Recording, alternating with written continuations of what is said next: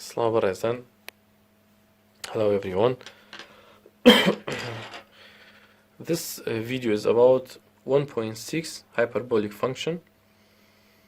This is the last section in your chapter 1. They are very important. We have a sine hyperbolic, cos, also the other one. They have important rules in the derivatives and integral. So that's why we mentioned here as a special function like an exponential and hyperbolic and logarithm. So in the previous one, in 1.5, we talk about e to power x, and we say if f of x, natural exponential, is like that, the picture. And in case in chapter 1. Section 3, we say if we make a negative, we have something like that. For example,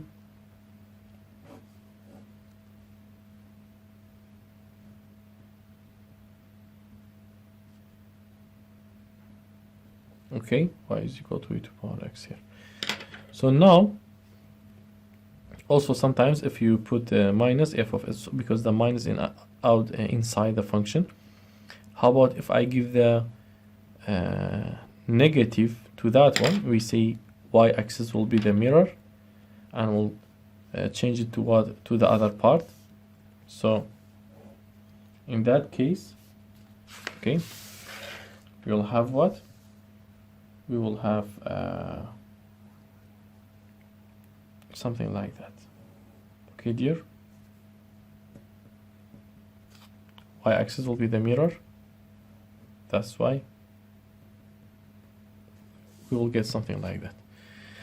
Okay, now I'm mixing or adding two functions. The first one, f1 and f2.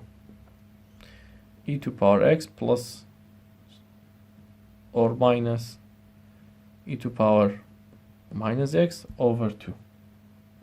Okay, so if in the case I have a negative, I put negative between them, means that if f of x is equal to e to power x minus e to power minus x together over 2. So in that case, we will recall this function as a sine hyperbolic of x. Okay, we minimize this part as a sine hyperbolic of x, and we'll recall sinh. So the graph will be like that. Okay, and really the graph are easy. So please tell me about the domain and the range. You know, it's equal to the r, and range also is equal to the r. This is the first hyperbolic function. Okay, this is the first. How about the second one? The second one will be cos. Cos. How? If I say sine hyperbolic cos, we recall this a cosine hyperbolic. We have the first function plus the second function over 2, and the graph will be like that. Okay, please, for reviewing the graph, try to see this table 7.5 in page number 2 in the section 1.6. You can find all the graphs, and domain and range, it will be depends on you. You can find all of them via the graph, depending on the graph. So the domain, this function, really the first one, is the shape. I mean, the shape is like x to power 3. How about this one? The shape is like x squared, right? So the domain and range are equal, the same. So how about the tan hyperbolic? And tan hyperbolic, you know, of x, you know, is equal to sine hyperbolic of x over cosine hyperbolic of x. So sinh over cos. And the graph is like that. We have 1. Do not forget about this one. And here's another asymptote, -1. And it looked like cubic root, if you remember. But the difference is what? It looked like cubic root shape, like cubic root of x, but between what? Between 1 and -1. So you know that about the domains are arranged between 1 and -1 by open 1 and -1. How about the fourth one? After tan we say cotan, right? But now we have hyperbolic of x, which is equal to cos over sinh. And the shape will be over this one. Will be over this one. Look. Okay? So if you want to do it individually, here's 1, here's -1, let it be like that. And the shape is like what? 1 over x. Okay? But we are over 1 and over -1. That's why in your book you can find just 5 in the table, in this table. Because why? Because he mixed it, he combined both of them, because it's really easier for the student. Now, the fifth one, second hyperbolic of x, which is equal to 1 of cos over cos. And the graph is like normal distribution, you see. It's like here and here. Okay? So you have like a hill going like that. Okay? Here's the 0 and 1. Okay? So the domain is real number and the range between open 1 and close 1. Open 0 and close 1. This is the range. I'm really leaving these for you because I told you if you know the graph, you know the domain. So here's the graph. So try to find the domain. The last one, cosecant hyperbolic of x, which is equal to 1 over sinh, and the shape exactly like 1 over x. No more thing. Now you have two shapes look like each other. What's the difference between cos and cosecant? Here's starting from 1, the domain is R without 0, the range is from open 1 to infinity, union close 1, open -1 to infinity, minus infinity. How about here? It's R without 0 except 0. How about the range R without 0 again? That's all that you need about in this section, and a small property I'm going to give it to you. A small properties here, and there's a difference, some difference between them. Please compare these rules with the other rules. Here we have cosine square plus sine square of x is equal to 1. But now instead of cosine plus sine, now we have cos minus. Instead of plus we have minus. Look, here's the difference. And before we have sine of 2x is equal to sine x cosine x. Here the same without any change. Look, here's the same without any change. And how about this one? Before we have minus, now we have plus. How about this one? Angle, double angle and half angle. We say that. How about that one?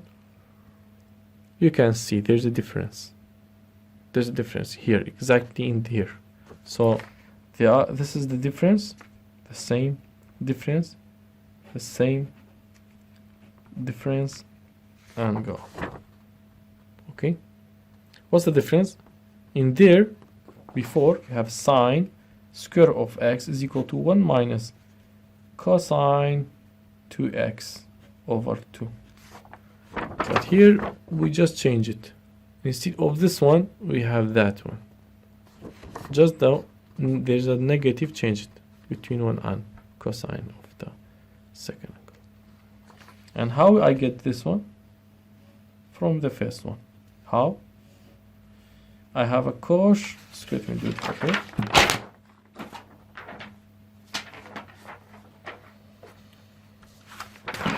In the property page 1, you have a cos square minus sinh square is equal to 1. Now divide it by whatever you want. It will be cos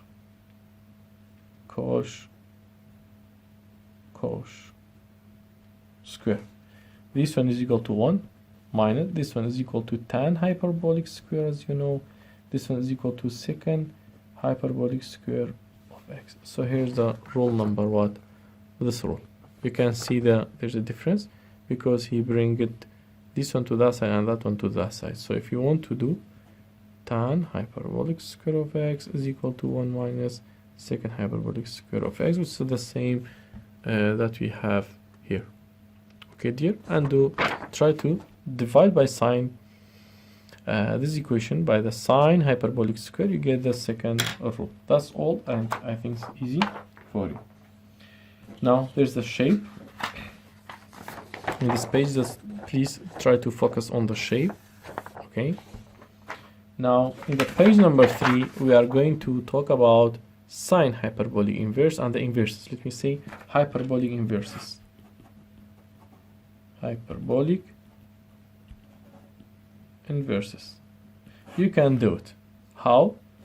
As we mentioned in the sine, you have a sine hyperbolic, right? This is 1-to-1? Yes. So you can find the inverse easily. Okay. How about the cosine hyperbolic? Yes. Is cosh is 1-to-1? No. So how we get the 1-to-1? We are restricted. Okay. So if this is my function where x greater than or equal to 2, it's a 1-to-1, yes. So how we find the inverse? As I told you, change the y to x and reverse it. Our graph is, the face is to the y-axis, so it should be to the x-axis. I like that. You remember, I think you remember that. I gave you more details in the sine and cosine sine inverse. Now, how about second hyperbolic? The graph was like that. Do you remember that? Yes. Now, is 1-to-1? Surely not. So how we change it to 1-to-1? We should cut a half of it, right? So now it's 1-to-1. 1-to-1? Yes. So how about the inverse? The inverse will be like that. 1 over. This point is what? 0 and 1. So this point should be what? 1 and 0, right? We reverse it. Now, this face will be with the x-axis, so the face should be with the y-axis. That's why I say you have something like that. That's all. I think it's easy. How about cosecant hyperbolic inverse? Cosecant was like that. It was 1-to-1, yes. So just find the inverse, will be equal to the same. How about tan? Tan was like that, right? 1 and -1, right? So I'm going to fix this one like that. Sorry, 0 here, between 1 and -1. That's all. And go on. Go on about cosine, cotan, hyperbolic, cotan, hyperbolic inverse. So please try to do two things for me in this page.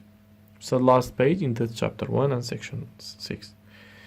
First of all, try to do the inverse 1 and 2 times. Try to draw it, and then tell me about the domain. For example, tell me about the domain of second hyperbolic inverse. Second hyperbolic inverse of x.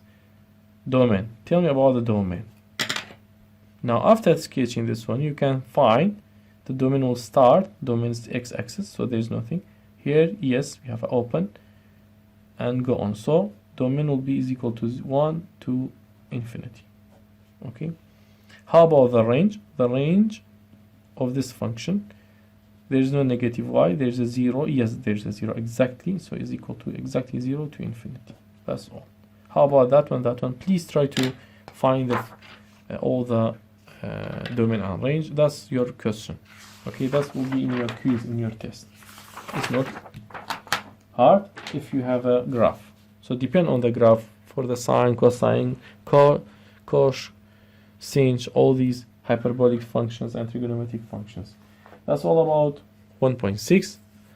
It's a new for you. I know it's not enough to buy just following this video. You need more work, and you should ask more questions, and you should practice and try, and I'll be with you in all each steps. Have a nice time. See you in the next chapter 2, so talking about limit and continuity.